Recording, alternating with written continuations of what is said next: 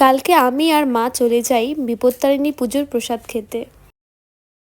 আপনাদের যে হাটের কথা বলেছিলাম, দেখুন সেই হাটটি।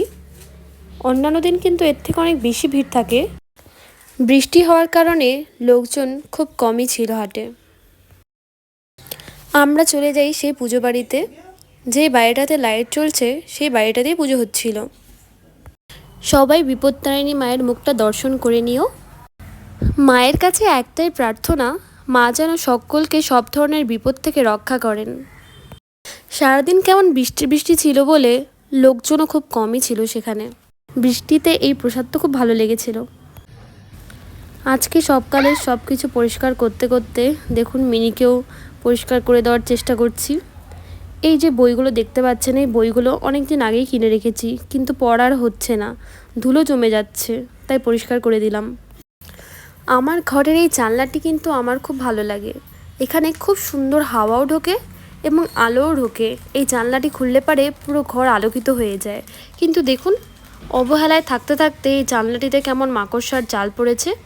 আমিও সময় পাচ্ছিলাম না পরিষ্কার করার মতো, তাই ভাবলাম আজকে পরিষ্কার করেই ছাড়বো এটাকে। এইগুলো পরিষ্কার করতে করতে হঠাৎ নজর পড়লো সেই তুলসী গাছটার দিকে। দেখুন কত ধুলো জমেছে। যতই ভালো করে পরিষ্কার করার চেষ্টা করি না কেন, পরিষ্কার হতেই চাচ্ছিল না। তবুও আমি আমার চেষ্টা চালিয়ে যাই। আমাদের বাড়ির পাশের এই রাস্তাটার কারণে আমাদের এই জানলা দিয়ে হাওয়ার সাথে সাথে অনেক ধুলোবালিও ঢোকে। প্রথমে যেমনভাবে পরিষ্কার করছিলাম তেমনভাবে পরিষ্কার করলে সহজে পরিষ্কারও হচ্ছিল না, আর দেখলাম সময়টাও অনেক বেশি লাগছিল। তাই জন্য এই টেকনিকটা কাজে লাগালাম। এমন করে পরিষ্কার করলাম বলে গ্রিলগুলো খুব ভালোভাবে পরিষ্কার হয়ে যাচ্ছিল। সকাল থেকেই কাজ করে যাচ্ছিলাম, তাই মা বলল খাওয়া দাওয়া না করে শুধু কাজ করে গেলেই হবে না, খাওয়া দাওয়াটাও ঠিকঠাক মতো করতে লাগবে। এদিকে আমি আনারস কাটছি, এসে খেয়ে নে। আমিও তাই অপেক্ষা করতে থাকলাম মার আনারস কাটার।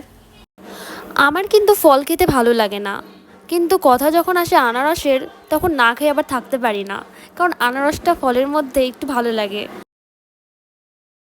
এই আনারসের চোখ দেখতে পাচ্ছেন, এই চোখগুলো যদি না ছাড়ানো হয় কেন জানি একটু আনারস খেতে খেতেই আর খেতে পারি না, মুখের ভেতরটা ছুলে যায়।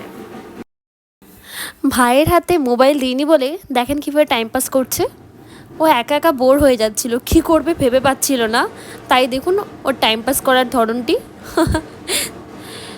ও একা একা থাকতে থাকতে ওর বন্ধুকে ডেকে আনে, আর ওর বন্ধু চলে আসে।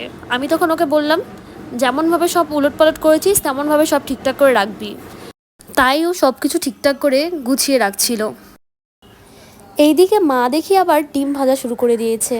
একের পর এক 3টা ডিম ভাজা করলো। আমিও কোনো রকম কাজ খুঁজে না পেয়ে ভাই আর ওর বন্ধুকে ডিস্টার্ব করছিলাম। अरे यार हटो यार